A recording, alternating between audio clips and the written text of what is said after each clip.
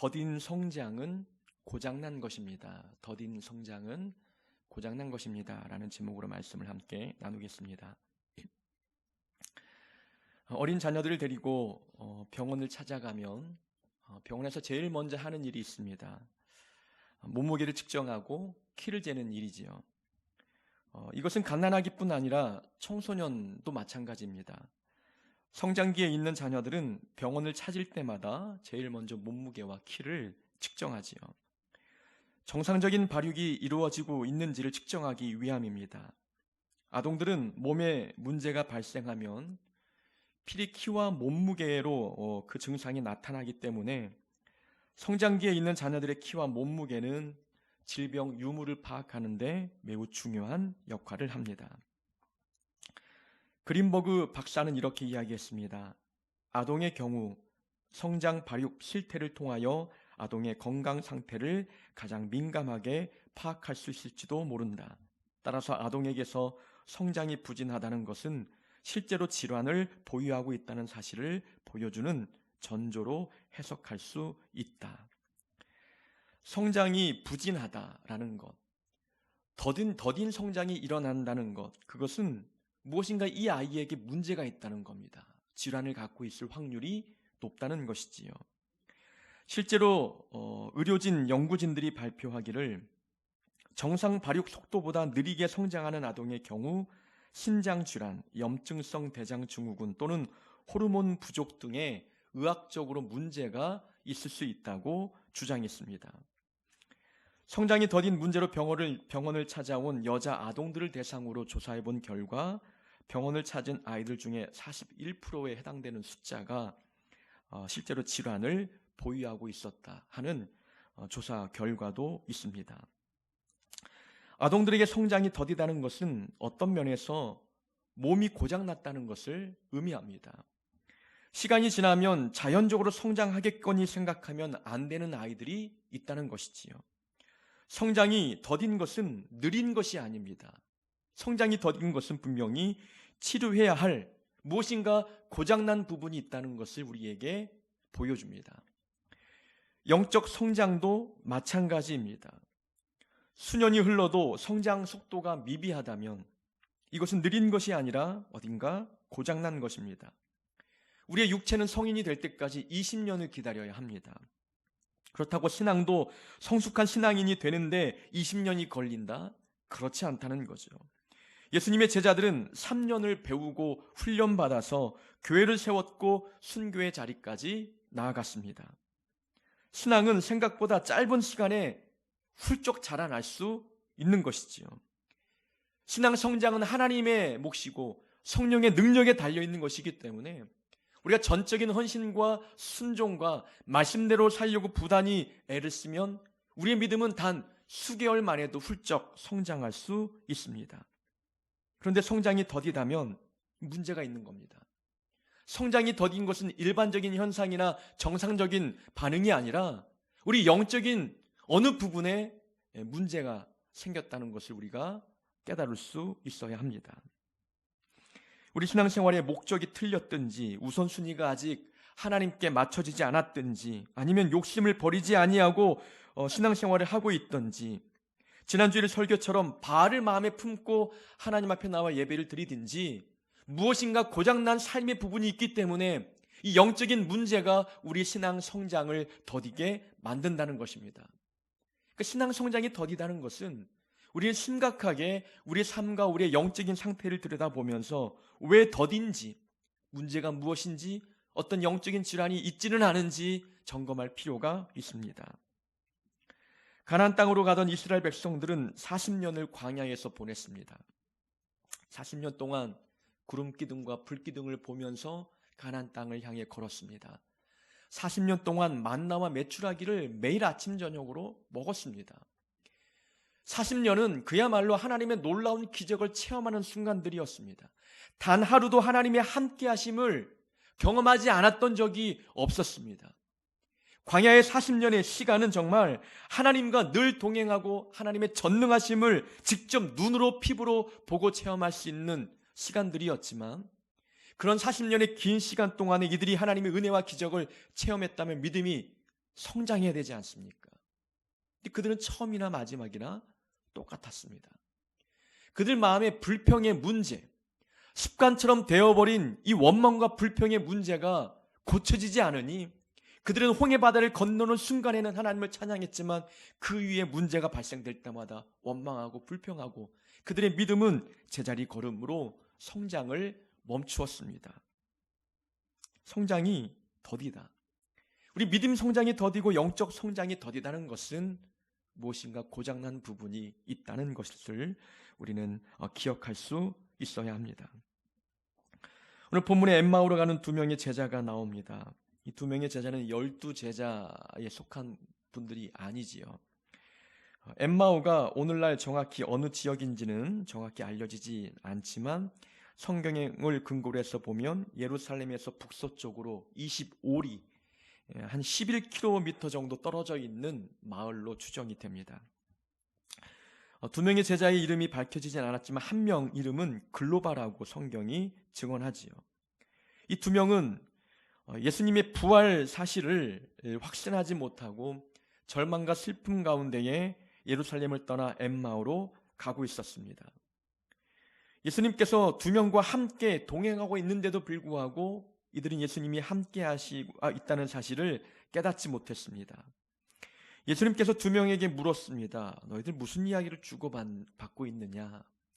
물으니 한 사람이 대답합니다. 아니, 당신이 예루살렘에 체류하고 있었으면서도 그곳에서 있었던 일들을 모른단 말입니까? 예수님께서 무슨 일이냐 물으셨습니다. 예수에 관한 일입니다.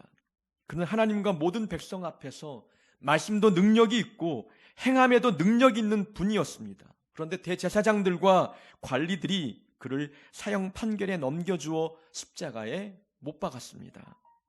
우리는 예수님이 이스라엘을 로마의 속박에서 구원시켜 주기를 간절히 기대했는데 우리의 모든 기대는 예수님의 죽음으로 물거품이 되었습니다. 그런데 이상한 점이 있습니다. 우리 중에 어떤 여자들이 새벽에 무덤에 가 예수님의 식체를 찾아보았지만 만날 수 없다고 이야기했습니다. 대신 천사를 만났는데 천사가 말하길 예수님이 살아나셨다 하는 말을 들었다고 합니다. 예수님의 제자 중 몇 사람도 무덤에 가서 확인했는데 그들도 예수님의 식체를 보지 못했다고 합니다. 이게 어찌된 일인지 참으로 놀랍고 이상한 일입니다 라고 이야기했습니다. 이들의 이야기를 들었던 예수님은 그들을 책망하십니다. 이 미련한 자들아, 그리고 너희들의 더디 믿는 자들이라고 또 말씀하죠. 선지자들이 말한 모든 것을 마음에 더디 믿는 자들이여 참 미련하구나 라고 책망하십니다. 더디 믿는다는 말씀은 우리가 한국말로는 좀 믿음이 더디 이루어지고 있다는 뜻으로 보이지만 그 속뜻은 믿지 못하고 있다는 뜻입니다. 믿음이 없다는 뜻입니다. 더디 믿는다는 것은 믿음이 없다는 거예요. 다시 말하면 고장났다는 거죠. 영적인 문제가 있다는 것입니다. 그들은 예루살렘에서 벌어진 모든 상황을 알고 있었습니다. 예수님이 어떤 능력을 소유한 분인지도 알고 있었고 그분이 모함으로 사형 선고를 받았다는 것과 십자가에서 죽임을 당했다는 것, 그리고 어떤 여자들이 무덤을 찾아갔는데 예수님의 식체를 찾지 못했다는 것도 들어 알고 있습니다. 천사가 나타난 것과 예수님이 다시 살아나셨다고 하는 이야기도 듣고 알고 있습니다. 그러면 기뻐해야 되지 않습니까? 놀라워해야 되고 하나님께 영광을 올려드려야 되는데 그들은 성경에 보니까 슬픈 빛을 띠고 엠마오로 가고 있었다는 거죠.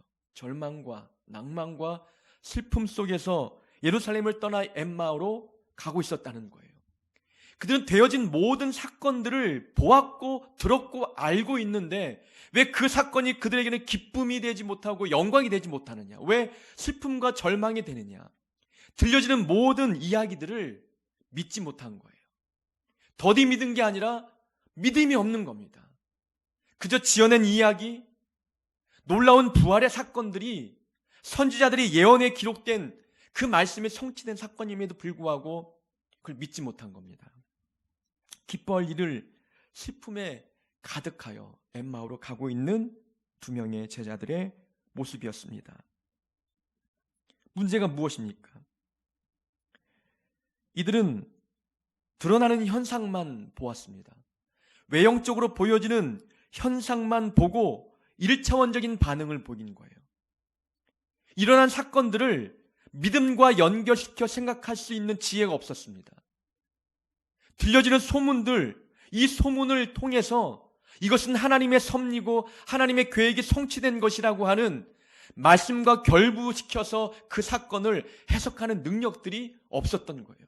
분명 예수님은 선지자들이 말한 모든 것이 이루어진 것임을 말씀하고 있지 않습니까? 선지자들이 말한 모든 것을 마음에 더디 믿는 자들이요, 구약에 예언된 말씀을 왜 믿지 못하느냐라고 말씀하고 있는 것입니다. 예수님의 죽으심과 부활은 우연히 일어난 일도 아니고 누군가의 모함에 의해서 예수님이 실패한 것도 아닙니다. 하나님의 말씀이 성취된 거죠. 하나님의 계획과 섭리 속에서 이루어진 놀라운 기적의 사건입니다. 예수님이 패배한 것이 아니라 하나님의 계획에 순종한 것이고 승리한 사건. 그들이 그 사건을 보았고 들었습니다. 알고 있습니다. 그런데 절망과 슬픔에 빠져 있다는 것. 그래서 예수님이 죽었다, 이 외형적인 현상만 보고 슬퍼했던 거예요. 부활은 믿지 못하고. 우리의 신앙적인 성장이 더딘 이유, 무엇인가 고장이 났는데 그 고장이 무엇이냐? 내 삶에 벌어지는 모든 상황들을 겉모습만 보고 반응한다는 거예요. 1차원적으로 반응하는 거죠. 이 사건 안에 담겨있는 하나님의 뜻과 계획이 무엇인지를 보지 못하는 겁니다. 하나님이 무슨 의도로 이 사건을 나에게 만나게 하셨는지를 찾아볼 수 있는 안목들이 없었습니다. 그저 고난을 만나면 슬퍼하고 기쁜 일 만나면 즐거워하고 또 원치 않는 결과를 만나면 낭망하고, 그러다가 또 본인이 원하는 일을 만나면 또 하나님께 영광 올려드리고, 이것은 세상 사람들의 반응과 다를 바 없는 거죠. 좋은 일이 있을 때 기뻐하고 나쁜 일이 있을 때 슬퍼하는 것은, 이것은 사람의 일반적인 감정이라는 거예요. 근데 믿음의 성도들은 달라야 되는 것 아닙니까? 고난을 만나도 이 고난이 하나님 안에서 어떤 의미가 있는지를 알면 고난 가운데 다른 반응이 나올 수 있다는 거예요. 1차원적인 반응이 아니라 믿음의 반응이 나올 수 있다는 거죠. 두 명의 제자들은 일어난 사건을 하나님의 말씀과 결부시켜 하나님의 섭리와 하나님의 역사와 하나님의 계획과 연결시켜 생각할 수 있는 안목들이 부족했던 것입니다. 오늘 목사님들과 말씀 나눔을 했습니다. 어제 해야 되는데 바쁘신 분들이 계셔서 오늘 오전에 했지요. 좀 바쁜 하루였습니다. 저녁에 머리 감고 좀 잘 다듬어야 되는데 아침에 급하게 또 그 머리를 그냥 하고 앞에 서서 조금 마음에 들지 않는 상황이 좀 있긴 합니다. 좀 물을 붙여서 다듬긴 했는데 좀 이상해 보이진 않습니까? 좀 바빴어요. 한 4분이서 모여서 말씀을 나누는데 한 분이 또 동참하겠다고 해서 5명이 나누니까 3시간 동안 훌쩍 지나가는 일이 있었죠. 또 밥도 점심도 늦게 먹고 하니까 한 2-3시 정도에 헤어지게 되는 일이 있었습니다. 그 중에 한 분이 말씀하는 거예요. 본인이 경험한 일 중에 하나가 어떤 성도님이 상담을 해왔다는 겁니다.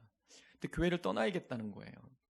이유가 뭐냐 물어보니까 이 교회를 다니면서부터 삶이 힘들어진다는 거예요.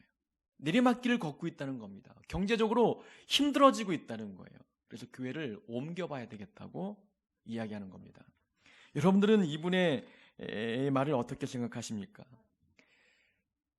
이 교회를 다니면서 뭔가 삶이 잘 풀리지 않았다고 해서 다른 교회를 가면, 그러면 이 교회 하나님과 다른 교회 하나님은 다른 분이냐라는 거죠. 그분이 말하는 의도는 마치 좀 미심적이지요. 이 교회는 터가 안 좋아서 터가 좋은 교회를 한번 가봐야 되겠다라는 말과 무엇이 다르냐는 거죠. 그 말을 들으면서 이제 목사님이 그러는 겁니다. 그런 일을 겪게 되면 이 일을 통해서 하나님이 무엇을 가르쳐주기 위함인지 생각해보지 아니하고 그 자리를 떠난다는 겁니다. 이것이 일반적인 사람들의 반응이라는 거죠. 좋지 않은 일을 만나면 하나님이 이 사건을 왜 나에게 만나게 하셨는지 그 의도를 파악하려고 노력해야 되는데, 믿음의 안목으로 그 사건을 좀 들여다봐야 되는데 그러지 않는다는 거예요. 1차원적인 반응을 보이면서 그 자리를 떠나버리는 거죠. 포기해버리거나 내려놓고 하나님을 등지는 일이 생긴다는 겁니다. 이런 모습들이 영적인 성장을 더디게 만듭니다. 고장난 상태가 되는 것이지요. 우리는 삶에 안 좋은 일이 일어나면 그것을 하나님의 섭리와 연결시켜서 생각해야 합니다. 하나님의 계획이 무엇일까? 무엇을 교훈해 주고자 하시는 것일까? 이 상황을 통해서 나에게 무엇을 깨닫게 하시는 것일까 하는 긍정의 질문, 믿음의 질문들, 그래서 하나님의 계획을 찾아내야 되는 겁니다. 내 삶이, 내 인생이, 내 상황이 하나님의 주권 아래에 있고 하나님의 계획 가운데 있다는 것을 믿는다면 내가 원치 않는 결과를 만났을 때 이것이 나에게 어떤 의도, 어떤 의미, 어떤 영적인 해석들이 있는지 그것을 찾아보는 안목들이 필요합니다. 바울은 전도 여행을 다니면서 수많은 고난을 당했습니다. 훌륭한 사역을 많이 이루었기 때문에 사람들이 그를 영웅 취급해주고 박수 쳐주고 칭찬해주면 좋은데 많은 사역을 감당할수록 사람들의 핍박은 더욱더 거세졌습니다. 바울은 그래도 개의치 않았습니다. 하나님의 말씀을 통해서 자기의 삶에 벌어진 상황들이 어떤 상황인지 알았기 때문이죠. 의를 위하여 핍박을 받는 자는 복이 있나니 천국이 그들의 것임이라. 나로 말미암아 너희를 욕하고 박해하고 거짓으로 너희를 거슬러 모든 악한 말을 할 때에는 너희에게 복이 있나니 기뻐하고 즐거워하라. 하늘에서 너희의 상이 큼이라. 너희 전에 있던 선지자들도 이같이 박해하였느니라.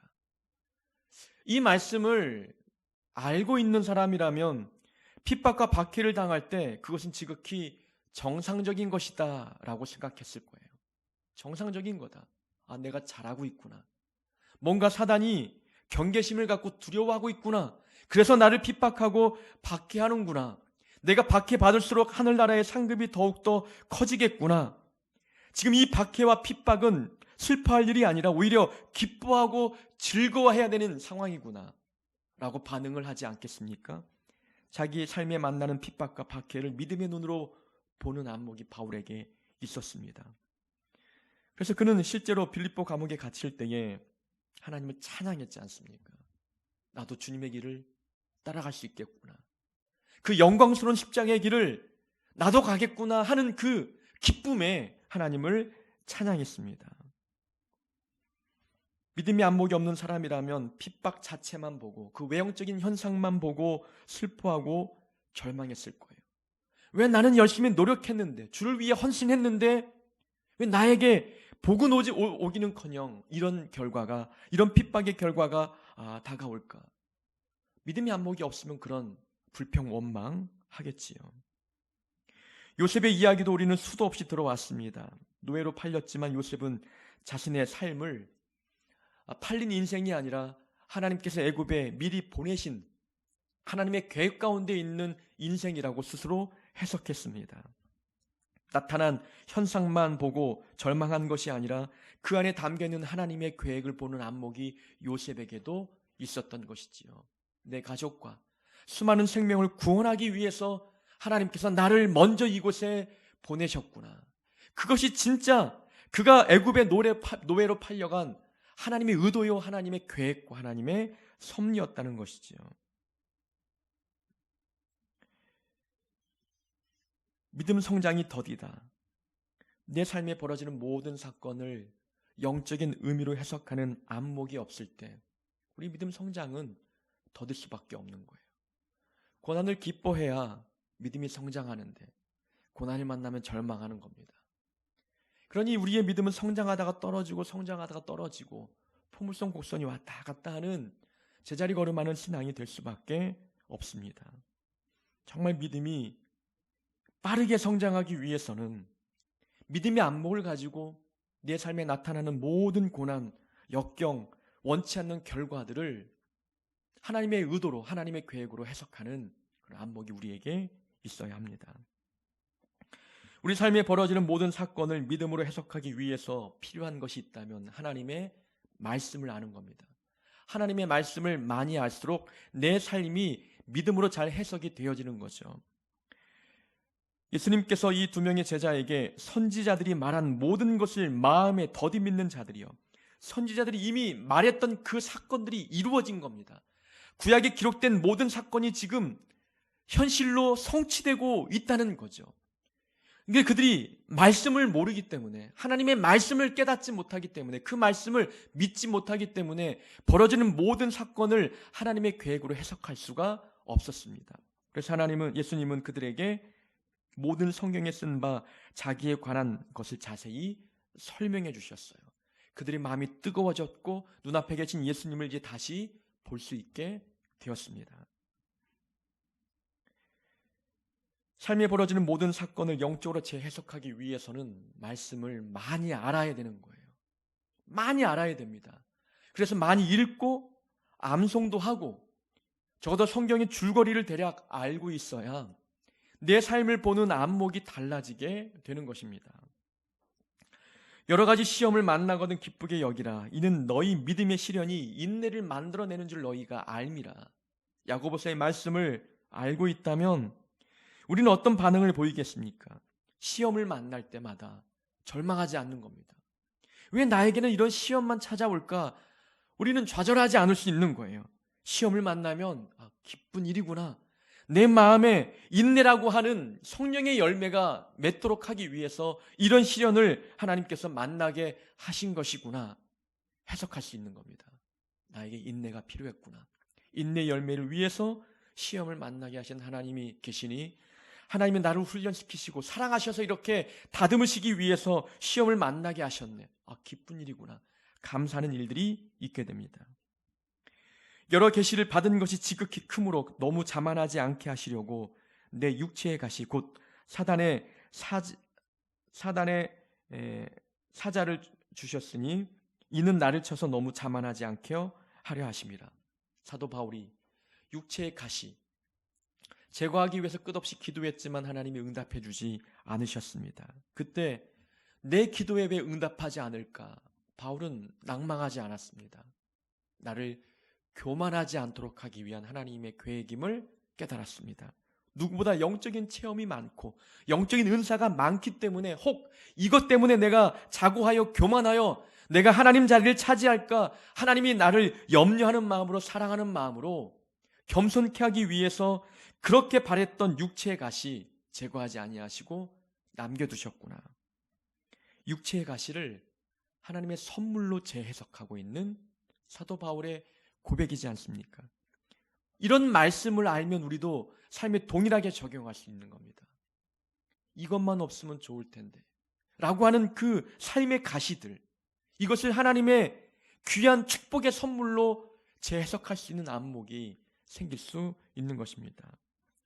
26절 오늘 본문에 보니까 그리스도가 이런 고난을 받고 자기의 영광에 들어가야 할 것이 아니냐. 그리스도가 이런 고난을 받고 자기의 영광에 들어가야 할 것이 아니냐.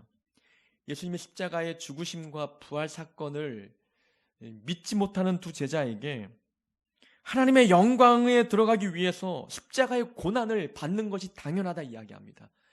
영광을 위해서 고난을 통과해야 되는 것이 하나님의 법칙이다라고 말씀을 해주고 계십니다. 이 말씀을 우리 마음에 새기면 우리는 고난 없는 영광만 꿈꾸고 있는 것 잘못된 것임을 깨닫게 되는 겁니다. 우리가 하나님의 영광을 얻기 위해서 고난을 통과해야 되는구나 라고 해석할 수 있고, 지금 고난의 터널을 통과하고 있다면 이 고난 뒤에 하나님의 영광이 있겠구나라고 하는 소망을 품을 수 있게 됩니다. 하나님의 말씀이 우리 마음에 가득하면, 하나님의 말씀을 머리에 가득하고 마음에 가득하고 마음에 새겨 있으면 우리 삶을 바라보는 안목이 달라지고 삶에서 만나는 모든 사건을 믿음의 눈으로 재해석할 수 있는 능력, 지혜가 생깁니다. 두 명의 제자는 예수님께서 가르쳐 주신 말씀을 듣고 예수님을 밝히 보았습니다. 16절에 보니까 그들이 눈이 가리워져서 그인 줄 알아보지 못했는데, 이 31절에 보니까 이제는 눈이 밝아져서 그인 줄 알아보더니, 하나님의 말씀이 마음에 들어오니까 내 삶에 누가 함께 계셨는지가 보였던 겁니다. 하나님이 함께 계셨구나, 예수님이 함께 계셨구나라는 것을 깨닫게 되는 겁니다. 주님이 함께 나와 동행하고 계시다면 내 지금 삶의 형편은 슬퍼하거나 낭망할 일이 아님을 우리는 기억하는 건 아닙니까? 우리는 삶이 잘 풀리지 않아도 내 삶에 하나님이 나와 함께 하심을 확신하면 우리는 그 안에서 소망이 막 꿈틀거리지 않습니까? 소망이 생겨나는 것이고 기쁨이 우리 마음에 가득 넘치게 되죠. 근데 모든 것이 잘 풀려도 하나님이 나와 함께함을 느끼지 못할 때 우리는 답답한 겁니다. 이러면 안 되는데, 내 믿음 생활, 신앙 생활 이러면 안 되는데 답답할 때가 있는 거죠. 어제도 서울에 계신 한 집사님이 문자로 상담이 오셨습니다. 몇 년 전에 이제 사업을 하시다가 실패를 겪었지요. 그래서 참으로 개인 회생 절차를 통해서 거치면서 바닥에서 점점 올라오고 있어요. 그래서 올해 연초에 아마 다시금 재기하고 있는, 그래서 다시 회사를 오픈하고 있는 상황이라고 말씀을 전해드렸어요. 근데 그분이 그러는 겁니다. 개인적으로 일이 잘 되고 있는데 교회 가기가 싫다는 거예요. 영적으로 너무 힘들다는 거죠. 답답하다는 겁니다. 이것이 이제 저는 믿음 있는 성도들이 해야 할 고민이라고 생각이 됩니다. 일이 잘 풀리면 만사형통이라고 생각하지만 그게 전부가 아님을 이 깨어있는 영적 존재들은 아는 거죠. 삶이 잘 되고 있는데 영적으로는 뭔가 충족이 안 되고 있어요. 교회 가기가 싫어진다. 이것은 분명히 큰 문제거리라고 본인이 느끼는 거죠. 교회로 옮겨야 됩니까? 어떻게 해야 됩니까? 묻는 겁니다. 삶이 잘 풀려도 이 영적으로 답답하면 삶이 잘 풀리는 것은 우리에게 더 이상 기쁨이 되지 않는 겁니다. 이것이 하나님의 자녀들이 보일 수 있는 반응입니다. 말씀을 깨닫고 하나님이 함께 계심을 깨닫는다면 우리는 우리 삶을 대할 때 감정이 달라지고 마음이 달라지는 겁니다. 우리가 말씀을 가까이 대하여야 하는 이유, 이 두 명의 제자는 처음에는 이제 어떤 여자들이 예수님의 무덤에 갔더니 천사를 만났고 천사가 이르기를 예수님이 다시 살아나셨다 하는 이야기를 들었다고 합니다. 소문을 듣고 알고 있는 거죠. 소문으로 들었던 그 이야기가 자기 삶의 자리에서 체험되고 있는 거예요. 그렇게 이 어떤 여인들이 예수님의 부활 사건을 경험했다고 하는데 본인은 믿어지지 않았던 거죠. 그런데 그 부활하신 예수님이 지금 나와 함께 하심을 경험하고 있는 겁니다. 그러니까 하나님의 말씀을 우리가 마음에 품으면 다른 사람이 겪었던 놀라운 은혜의 사건들을 내 삶의 자리에서도 경험할 수 있는 겁니다. 다른 사람이 경험한 부활의 하나님을 나도 내 자리에서, 내 삶의 자리에서 슬픔과 절망의 순간에서 경험할 수 있는 거예요. 그것이 말씀의 능력인 겁니다. 말씀을 읽고 묵상하고 말씀을 들으면서 마음이 뜨거워지면 내 안에 하나님이 함께 계심을 느끼게 되고 남들이 경험했던 은혜의 놀라운 사건들을 나도 내 삶의 자리에서 체험할 수 있게 됩니다. 주님을 다시 만난 두 명의 제자는 가던 길을 돌아서서 다시 예루살렘으로 돌아갔습니다. 하나님이 나와 동행하심을 확신하자, 말씀을 마음에 품자, 그들의 삶의 방향이, 가던 길의 방향이 달라졌던 것입니다. 우리의 믿음이 더디 성장하는 이유는 간단합니다. 우리는 외형적인 사건만 보고 그 안에 담겨있는 영적인 의미를 보지 못하기 때문입니다.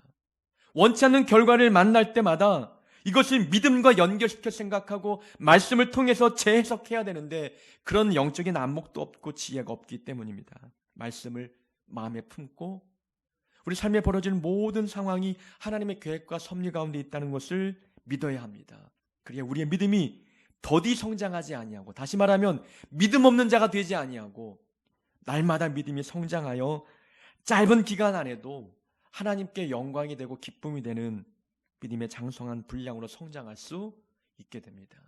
우리 하늘빛교회에 속해 있는 성도들은 나는 몇 년, 수십 년 믿지 못했어. 그래서 하나님께 누군가에게 내세울 만한 믿음이 아니야.